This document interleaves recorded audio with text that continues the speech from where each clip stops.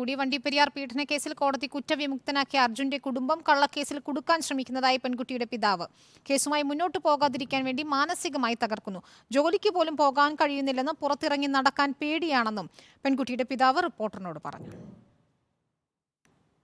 ഒന്നാമതെ ഞങ്ങളിപ്പോൾ ആകെ തകർന്നിരിക്കുകയാണ്. നമ്മൾ ആകെ മനസ്സുകൊണ്ട് ഇങ്ങനെ നിൽക്കുമ്പോൾ ഈ പ്രതിയുടെ വീട്ടുകാർ ശാരീരികമായി നമ്മളെ ഉപദ്രവിക്കുകയും കള്ളക്കേസിൽ നിരന്തരമായി, അതായത് 12-ാം തീയതി ഞങ്ങൾ ഭീഷണിപ്പെടുത്തിയതായിട്ടും അങ്ങനെ ഒരു കേസ് കൊടുത്തിട്ടുണ്ട്. അതും ഇങ്ങനെ ഹൈക്കോടതി ഇങ്ങനെ നിൽക്കുന്നു.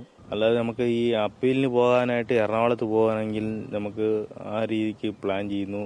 ഈ അപ്പീലിന് പോകാതിരിക്കാനും ഇതിനെക്കുറിച്ച് നീക്കങ്ങൾ ചെയ്യാതിരിക്കാനുള്ള പ്ലാനാണെന്നാണ് എനിക്ക് തോന്നുന്നത്. സ്വസ്ഥമായിട്ടൊന്ന് ജീവിക്കണം. ഇപ്പോൾ ടൗണിൽ ഇറങ്ങാൻ പോലും നമുക്ക് പേടിയായിട്ടിരിക്കുക.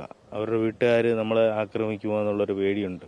അപ്പോൾ അങ്ങനെ ഇരിക്കുമ്പോൾ നമുക്ക് നല്ലൊരു സർക്കാർ പോലീസിൻ്റെ ഭാഗത്ത് നമുക്കൊരു പ്രൊട്ടക്ഷൻ വേണ്ടി വരുമെന്നാണ് തോന്നുന്നത്. അപ്പോൾ ഇങ്ങനെ പേടിച്ചിരിക്കുക ഞങ്ങൾ. സന്ദീപ് രാജാക്കാട് ചേരുന്നു വിവരങ്ങളുമായി. സന്ദീപ്, കഴിഞ്ഞ ദിവസം ഈ പെൺകുട്ടിയുടെ പിതാവിനെതിരെ കേസെടുത്തതിലാണ് അദ്ദേഹത്തിന്റെ പ്രതികരണമെന്ന് മനസ്സിലാക്കാൻ കഴിയുന്നു. എന്തൊക്കെ കാര്യങ്ങളാണ് ഇപ്പോൾ അദ്ദേഹം പറയുന്നത്?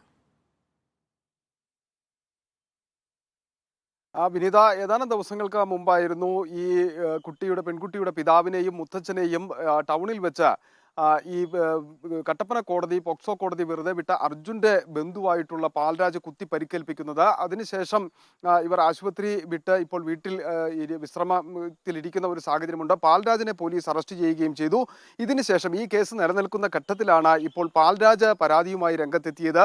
പാൽരാജിനെ മനഃപൂർവ്വം ആക്രമിക്കുവാൻ വേണ്ടിയിട്ടുള്ള ഒരു ശ്രമമായിരുന്നു. താൻ രക്ഷപ്പെടുന്നതിന് വേണ്ടിയിട്ടാണ് കത്തി ഉപയോഗിച്ചത് എന്നതടക്കമുള്ള കാര്യങ്ങൾ ചൂണ്ടിക്കാട്ടിയായിരുന്നു പരാതി വന്നിരുന്നത്. ഈ പരാതി എത്തിയപ്പോൾ തന്നെ റിമാൻഡിൽ ഒരു പ്രതി ആയതുകൊണ്ട് വണ്ടിപ്പെരിയാർ പോലീസ് കോടതിയുടെ നിർദ്ദേശം തേടിയിരുന്നു. എന്താണ് ഇതിൽ ഒരു നടപടി മുമ്പോട്ട് സ്വീകരിക്കേണ്ടതെന്ന്. അങ്ങനെ കോടതിയുടെ നിർദ്ദേശപ്രകാരമാണ് ഇപ്പോൾ ഈ പെൺകുട്ടിയുടെ പിതാവിനെതിരെ കേസ് എടുത്തിരിക്കുന്നത്. അതിനുശേഷത്തെ ആദ്യത്തെ പ്രതികരണമാണ് നമ്മൾ കേട്ടത്.